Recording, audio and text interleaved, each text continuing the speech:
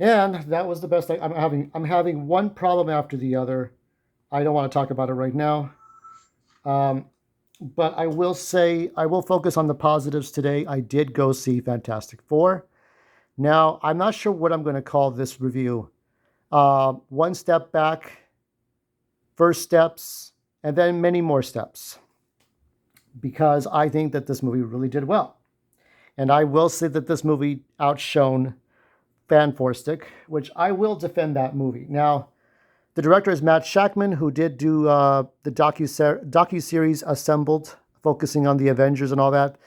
So he is a Disney patron. So there's that. Now, I'm not looking at anybody's reviews right now. I'm just focusing on my own words, as Tyrone Magnus had reviewed his stuff, but he's focusing on his own words. So I'm not looking at any other YouTubers' words. I'm just looking at what I'm doing, and that is all that fucking matters. Um, Now, my history of Fantastic Four stuff goes all the way back to a little bit of the cartoons from the '60s cartoon, because they use like comic strip panels and stuff like that. And then we get to the '94 movie and all the other movies that I reviewed. Now, for a moment, this is some of the Fantastic Four. This is when Reed, who dressed up as Doctor Doom for some reason, lived in Doom's house, drank his wine, or Ben is drinking his wine, got Sue Storm, who died. There was like another world in which Sue and Johnny had died because Doctor Doom had killed them in some fiery accident. Um, he's not the man. Doctor Doom was not the man he once was, but he had to apologize to Sue for his sorry existence. And there's Benjamin Grimm, who married Alicia Masters. And I go back to, this is the Earth X. You can see we did not see the square eyeballs of Galactus. We only saw the purple eyes. That kind of matched up a little bit. But I guess Matt Shackman wanted to focus on what was realistic. There is Shallabal with Norrin Rad, who is not in this movie, but we did have his counterpart, Shallabal, I guess.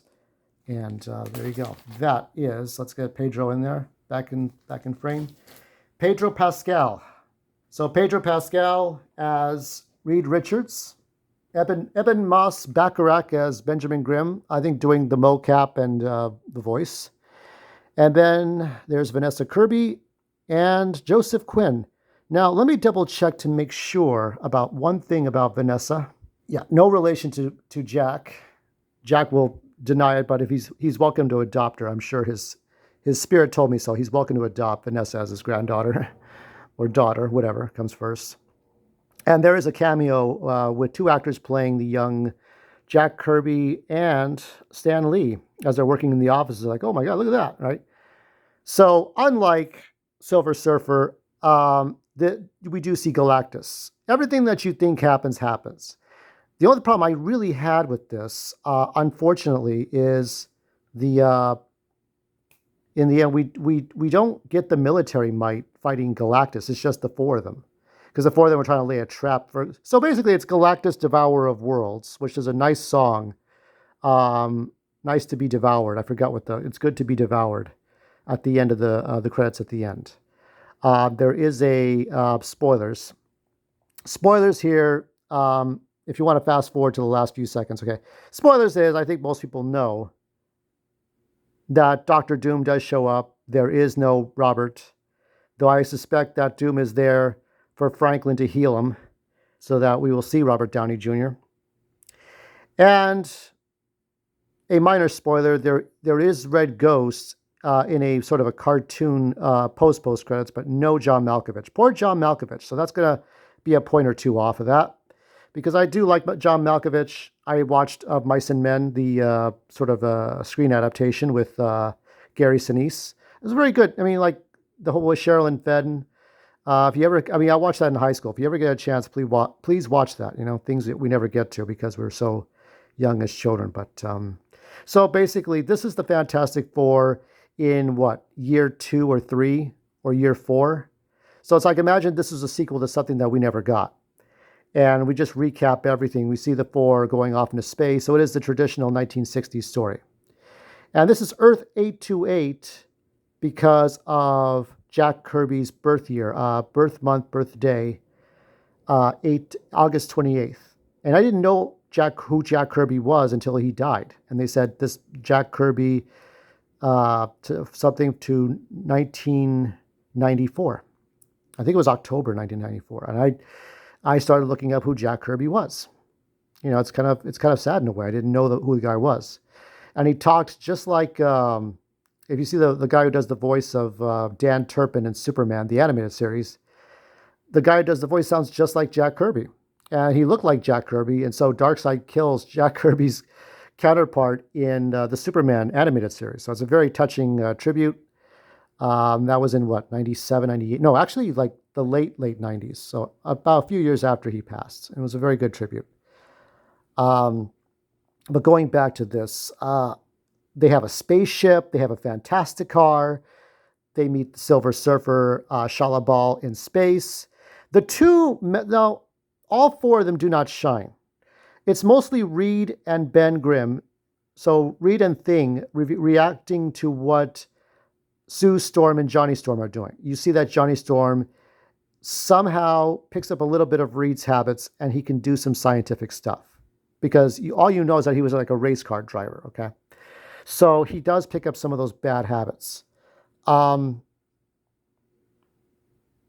It's really amazing that seeing Galactus, we're not seeing a silhouette, we're seeing Galactus stomp his way through there. Franklin is born, no Valeria.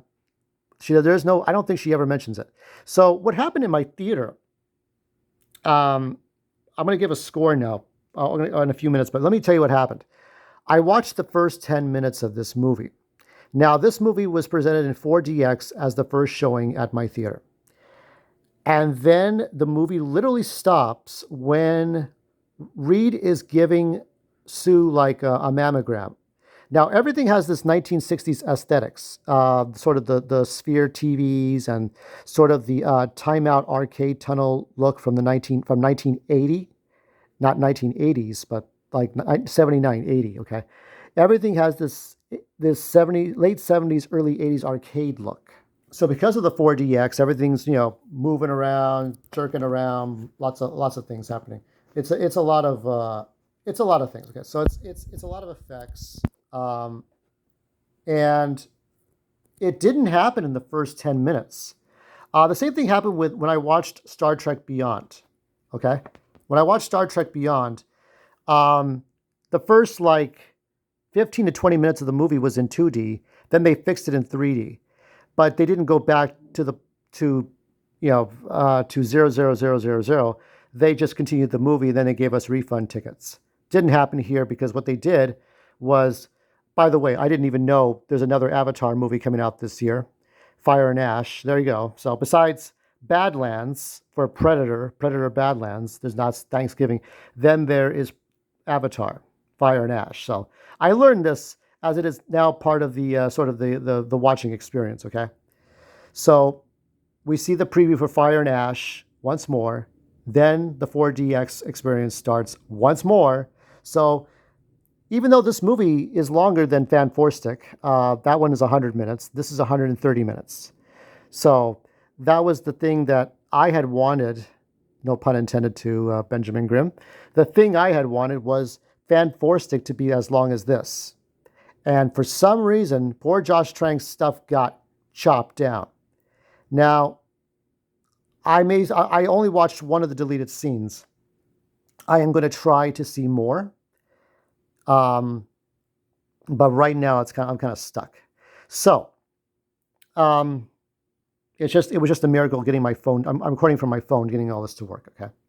So we took a step backwards and then we took our first steps. And I feel like after this movie, we're going to take more steps. So, just like James Bond, there's a little caption at the end that's saying the Fantastic Four will return in Avengers Doomsday, and then there's another Avengers movie after that.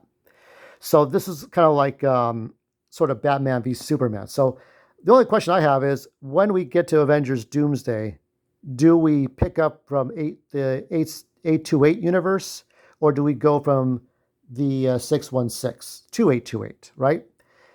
I would say that, look, in this movie, Reed finds out the multiverse and he discovers stuff, okay? No zombies in this movie. There are no zombie cameos or zombie Easter eggs. Not much of Easter eggs I see in this movie, okay? Just the fact that Reed Richards and the Fantastic Four lived their virtual 1960s life in aesthetics 1960s Earth until Galactus and the Silver Surfer come in and fuck everything up. And that's that little scene where she kind of talks down to everyone, saying your life is over. Galactus is coming to devour, and she decides which planets Galactus devours. And we do get a little bit of her backstory on her home planet, which kind of reminds me of the Fantastic Children's Planet, where they have that kind of crescent moon looking structure that's like an oil rig in the middle of the water. And that's sort of the image I got when I saw the Shia LaBeouf's flashback. And Johnny Storm shines and Sue shines, and of course the baby shines, Franklin, because I knew that Silver Surfer was going to be there at the end, even as she appears. And Franklin was going to do something because once he put his hand on Mom, as Mom was lifeless there, that he would bring her back. And it reminded me of the first issues of Earth X, actually like issue 1 or 2. If I'll show you for a moment, there's Earth X. And it was a final battle in which Doctor Doom had killed Sue and Johnny instead of Reed, because he said he had a cure for the mutations. And Sue was angry at Doom. But what happened was he had Doctor Doom in the alternate future had tricked Namor, which I'm very interested to see if they recast Namor for these people, for these characters here, for these actors, because he was already in Black Panther. Namor was tricked by Doctor Doom into kidnapping or putting an assault on the city, and then after that he kills Johnny Storm, breaks his neck. So Doctor Doom only kills Sue because there was a staged explosion. So Franklin at this time is about 12 to 13, and he turns to Namor, who's already an old man, like in his 50s to 60s. He tells him, "I hate you, Namor. You're gonna burn forever, and you're never gonna stop. You hear me? You're never gonna stop." I thought of that immediately when Franklin goes to touch his mommy, because Franklin's only a couple of months old. It's hard to tell what the time lapse here, because little Franklin gets a little older in between the time of birth, which Sue does, skillfully well on the spaceship, and then trying to figure out how to stop Galactus. Okay, it's all like a little trap. So the final battle was pretty good, and the Franklin scene was very good. Thing. There's no Alicia Masters, but there is a nice lady who looks like Daphne from Scooby-Doo. Works at a Jewish synagogue, I guess. So, and that's right. Don't know if that's right. Or parish. I'm not familiar with things. I only know the Torah, Quran, Bhagavad Gita. I'm not super religious, but she's Jewish and she's talking to people, and so it's nice. You got a lot of Jews people. You got a lot of Jews in the DC Comics and Marvel Comics and Hollywood. It's just things I point out, but it's a nice thing. And the lady have nice scenes. Okay, at her school that she teaches and her church, and Reed has some nice moments. They're all nice moments. There's these little there's a talk show that happens. It kind of reminds me of the Joker for a little bit. Just these little things here and there. There's a woman who is like an assistant to the Fantastic Four. We don't see her much. And Herbie's Herbie. Herbie is Herbie. So there's a lot of cool things in here. It is the sequel movie to a movie that's not there, but it is a very good movie. And now I'm going to give my score. Here we go. Thought about this on the way home. I'm giving it a 4.5 only because John Malkovich was cut. And the Mole Man scene. So while they were trying to evict, and also the military was not there. They evicted everybody from the city to live in Mole Man's subterranean underground world. So the actor who plays Mole Man is priceless. Let me see if I can get his name really quick, because I know that he's part of all this. Hold on. See if I can find See if I can find Paul Walter Hauser as the Mole Man, and Sarah Niles is the assistant to the Fantastic Four. Matthew Wood is Herbie. Matthew Wood is Herbie. How about that? There you go. So Matthew Wood of Star Wars, he gets to be part of this. You know, it's good luck, right? Maybe there's his unique Wilhelm scream is in there.